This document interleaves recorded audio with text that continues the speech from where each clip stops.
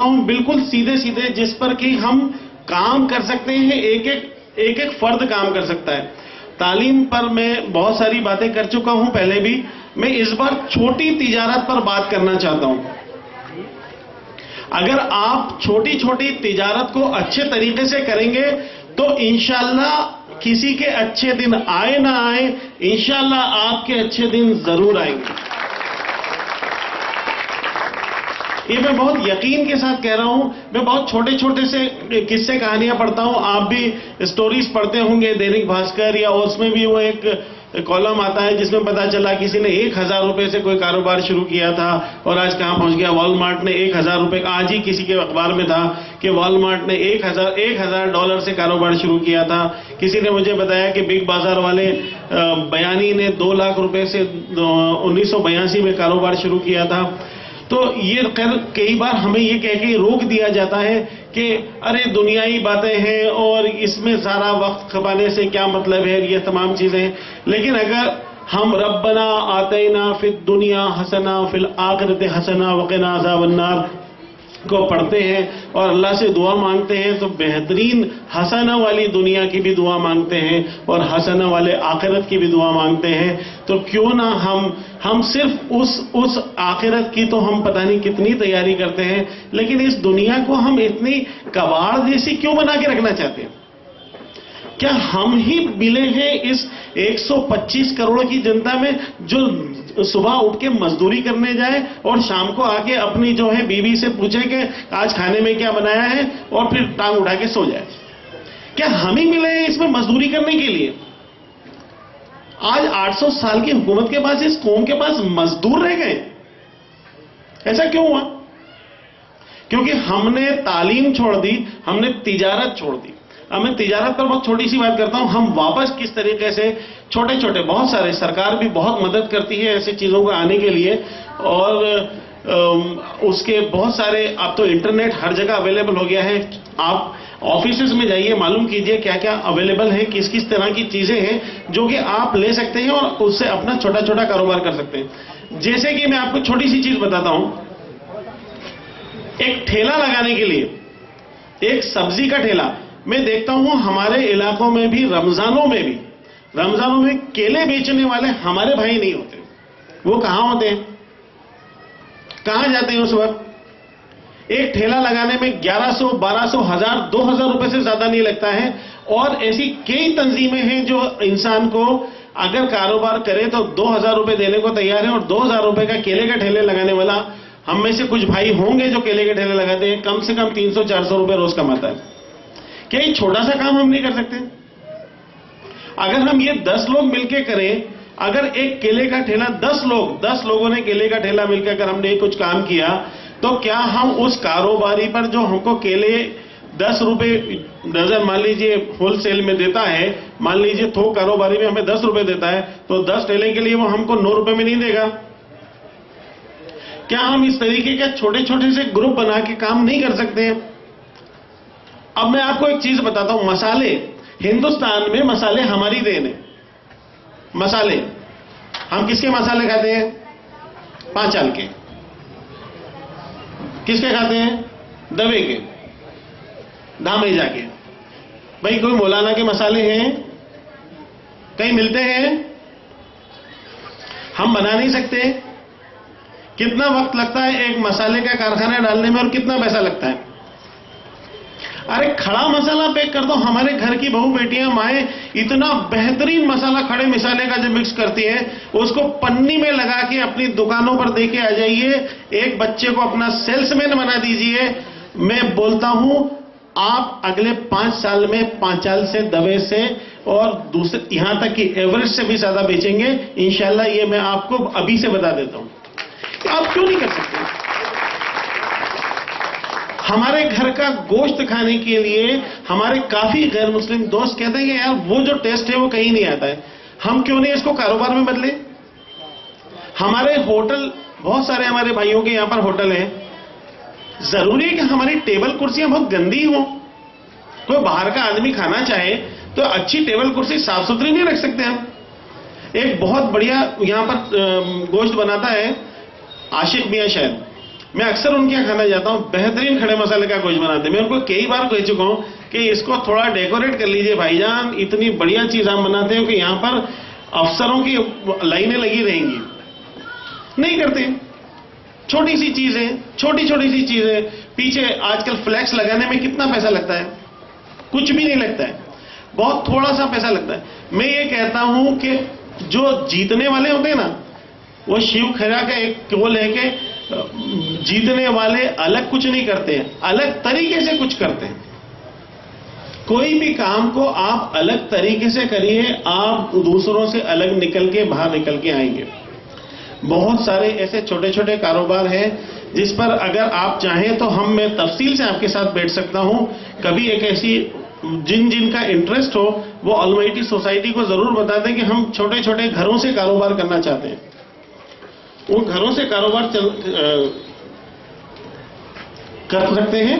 और इसके बाद मेरे पास वक्त का एक लिमिटेशन आ गया, मैं बहुत ज्यादा वक्त लूंगा भी नहीं, लेकिन जैसे पापड़ भुजिया है, पापड़ भुजिया घर में बहुत सारे बनते हैं, उसको पैक कीजिए, पैक करके बेचिए, आराम से बिकता है।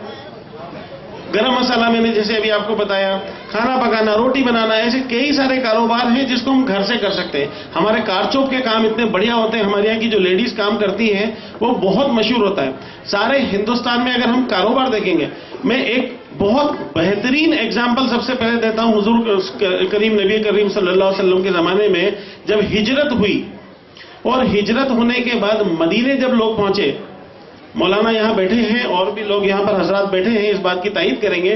तो एक सहाबा थे जिनका नाम मैं थोड़ा भूल रहा हूं, उनसे जब ये कहा गया, वहां तो ये हाल था कि जो अंसार थे, यानी कि जो मदीने वाले थे, वो मुहाजिरों के लिए यानी मक्का से आने वालों के लिए अपनी एक एक चीज कुर्बान करने को तैयार थे। आधे आधे मकान दे दिए थे, आधे आधे कारोबार दे दिए थे, उन्होंने सब देने को तैयार हो गए थे और दे रहे थे क्योंकि हुजूर करीम नबी सल्लल्लाहु अलैहि वसल्लम ने कहा था। लेकिन उनमें से एक या दो ऐसे कारोबारी तरह के लोग थे जिन्होंने उन्होंने कहा कि बाजार हमें बता दीजिए, मुझे तो बाजार का रास्ता बता दीजिए कि बाजार कहाँ है, मैं तो वहां से अपनी तिजारत शुरू करूंगा। और वहां ये होता था कि तिजारत में जितने छोटे छोटे गांवों से खजूरें वगैरह लेके आते थे वो मुसलमान होते थे, और उसके कारोबारी जो होते थे वो यहूदी होते थे। आज भी होता है। आज आप चले जाइए बनारस की साड़ी सारे मुसलमान बनाते हैं, आप चले जाइए यहाँ पर सारे मुसलमान कारीगर बाग में, आप चले जाइए इधर चंदेरी में सारे मुसलमान कारीगर हैं, आप ब्रास जो पीतल का काम होता है वो मुरादाबाद में वो सारे मुसलमान करते हैं, लेकिन उसका कारोबार जो है वो पंजाबी करते हैं, दूसरी कौमें करती हैं, और वो एक्सपोर्ट करते हैं। आपसे 10 रुपए में चीज लेते हैं, वो 1000 रुपए में बेचते हैं। तो हम क्यों हमारी चीज को 10 में 100 में तो बेचने की कोशिश करें? ऐसी बहुत सारी छोटी छोटी सी चीजें हैं जिस पर हम मेहनत करेंगे। सबसे पहली चीज तो यह है कि हमें देखिए, जो दिखता है वो बिकता है, जो दिखता है वो बिकता है। जो भी काम करें उसको डेकोरेट करें, शोबाजी करें, थोड़ा सा शो करेंगे तो अपने आप बिकेगा। और जो चीज ऑर्गेनाइज तरीके से यानी 4, 5, 10, 15, 20 लोग मिलके उसको किसी प्लानिंग से करते हैं तो वो आगे बढ़ता है। इस पर मैं कभी इंशाल्लाह जिन जिन लोगों का इसमें सोच होगी कि आगे ऐसा करना है, तो मैं एक बार बैठ जाऊंगा और अपन इस पर पूरा एक प्लान बना के तैयार कर सकते हैं इंशाल्लाह। बहुत वक्त ले लिया मैंने, और इससे ज्यादा बहुत सारे यहाँ पर मुअज़्ज़िज़ शख्सियात बैठे हैं, उनका मैं भी सुनने के लिए मुंतज़िर हूँ। तो बहुत शुक्रिया आप लोगों का जो आपने मुझे ध्यान से सुना। अस्सलामु अलैकुम व रहमतुल्लाहि व बरकातुहू। शुक्रिया रिज़वान खान साहब।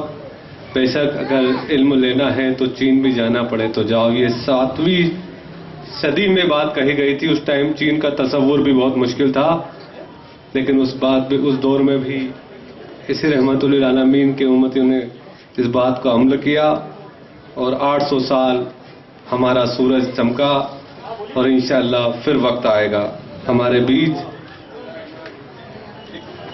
जी, मुबारक मंसूर साहब कुछ ख्यालात इजहार करना चाहते हैं।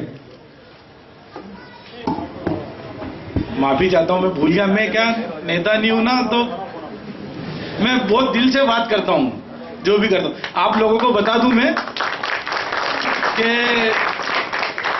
ये जो पूरा मामला है, तिजारत का मामला है, इसमें सरकार की बहुत सारी योजनाएं जिसका लोन मिलता है। जैसे भाईजान ने बताया अभी ठेले के लिए, केले के ठेले के लिए जिनके पास में ठेले के लाइसेंस हो उनको 10-20 हजार रुपए का लोन मिलता है, और उसके फार्म मेरे पास हैं, जो जिसको चाहिए वो ले सकता है ना। और भी बहुत सारी स्कीमें, गरीबी रेखा के कूपन पे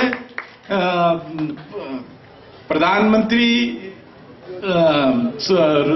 बेरोजगार योजना के भी फार्म, स्वर्ण जयंती रोजगार योजना के भी फार्म है, उस पर 50,000, 1 लाख, 2 लाख रुपए तक के लोन है। मेरे जो नाई भाई है कटिंग करते हैंगे उनको 5 लाख रुपए तक का लोन है। ये जानकारी अपने लोगों तक के आती ही नहीं है। तो जिसके पास भी ये हो वो सब इसका फायदा उठाएं, और उसमें जो भी मदद लगेगी इंशाल्लाह मैं आपके साथ हूं, मैं वो मदद दिलवाऊंगा। आप लोग आए और कंधा से कंधा मिला के मैं आपके साथ दूंगा इंशाल्लाह। जैसा कि मैंने शुरुआत में इजहार किया था कि हम बैठे तो सही, बहुत से रास्ते निकल आते हैं, और इतनी कसीर तादाद में, मैंने कहा ना, पूरा इंदौर मुकम्मल होता है अगर एक हाथ चंदन नगर है तो दूसरा खजराना है। अब बीच में आप अंदाजा लगा लीजिए, अगर मुबारक मंसूर वाकई नेता होते तो वो इन बातों को बहुत सारा घुमा चढ़ा के और अपनी सरकार का और अपने नेताओं का रेफरेंस दे देते, लेकिन इनकी मोहब्बतें हैं, इनका जोश है जो आप तक ये बात पहुंची। अब आप इनको पकड़ लें और जितना काम इनसे करवा सकते हैं वो करवाएं, ताकि ऐसे नौजवानी हमें हमारी रहबरी करे, जो हमारे साथ कंधे से कंधा मिलाकर खड़े रहें। दीन की रोशनी में दुनियाई तालीम हासिल करना बहुत अहम है। मैं आगे हमारे माहिरीन बुजुर्ग इब्राहिम कुरैशी साहब से गुजारिश करूंगा कि वो आए और अपने ख्यालात का इजहार करें। जनाब इब्राहिम कुरैशी साहब।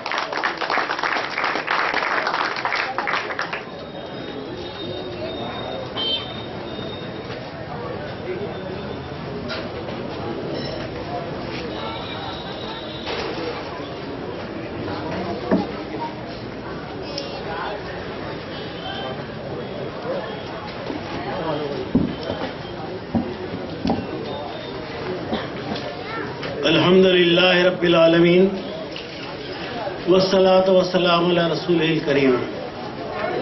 अम्मा बाद, स्टेज पर तशरीफ फरमा मुअज़्ज़िज़ मेहमानान किराम, ऑल माइटी